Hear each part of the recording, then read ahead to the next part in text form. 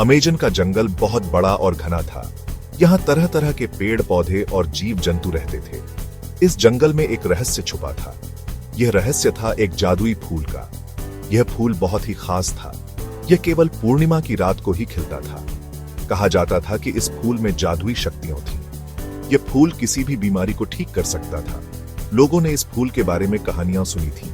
वे इसकी शक्ति की कहानियां सुनाते थे, लेकिन यह फूल आसानी से नहीं मिलता था। बहुत से लोग इसे ढूंढने गए थे, पर वे नाकाम रहे थे।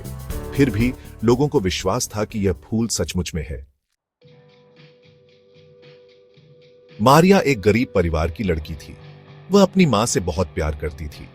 एक दिन उसकी मां बहुत बीमार पड़ गई। कोई भी दवा काम नहीं कर रही थी। मारिया अपनी मां की हालत देखकर बहुत दुखी थी। वह अपनी मां को बचाने के लिए कुछ भी करने को तैयार थी। तभी मारिया को जादुई फूल की कहानी याद आई।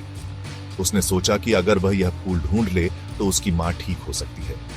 मारिया ने फैसला किया कि वह यह फूल ढूंढेगी। वह जानती थी कि यह खतरनाक होगा, लेकिन अपनी मां के लिए वह किसी भी खतरे का सामना करने को तैयार थी। एक रात जब पूर्णिमा थी, मारिया जंगल में चली गई। उसके पास एक छोटी सी टोकरी और एक मशाल थी। जंगल में अंधेरा था और डरावनी आवाजें आ रही थीं। मारिया डर रही थी, लेकिन वह हिम्मत नहीं हारी। वह अपनी मां के लिए बहादुर बनने को तैयार थी। रात भर मारिया जंगल में ढूंढती रही। उसने कई खतरनाक जानवरों का सामना किया।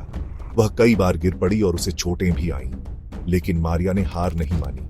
वह जानती थी कि उसे यह फूल ढूंढना ही होगा।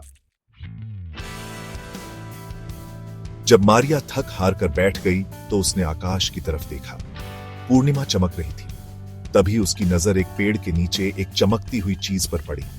वह दौड़कर उस पेड़ के पास गई। वह खुशी से चिल्ला उठी, यह तो वही जादुई फूल था। मारिया ने फूल तोड़ा और उसे अपनी टोकरी में रख लिया। फिर वह जल्दी से अपनी मां के पास वापस आ गई। उसने फूल से दवाई बनाई और अपनी मां को पिलाई। कुछ ही देर में उसकी मां की तबीयत ठीक होने लगी। मारिया बहुत खुश थी। उसकी प्रार्थना का जवाब मिल गया था। यह कहानी हमें बताती है कि सच्चे दिल से की गई प्रार्थना कभी खाली नहीं जाती। मारिया का प्यार और उसकी आस्था ने उसकी मां की जान बचाई।